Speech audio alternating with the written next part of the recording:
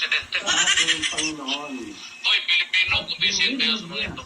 Ang ating Ito yung picture. The only picture that I have with him. Kita mo yan. Kinausap niya ako na gusto niya mag-vice presidente sa akin.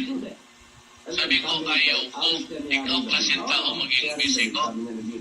Alam mo, pagkatapos ng inauguration ko, di ba ako nagpapabadyan siya ng pupok na ng baril-baril kami ni Aquino. Mahulog na ako. Very dangerous, ambitious kasi. Na gusto ka vice presidente, gusto ito mag-presidente.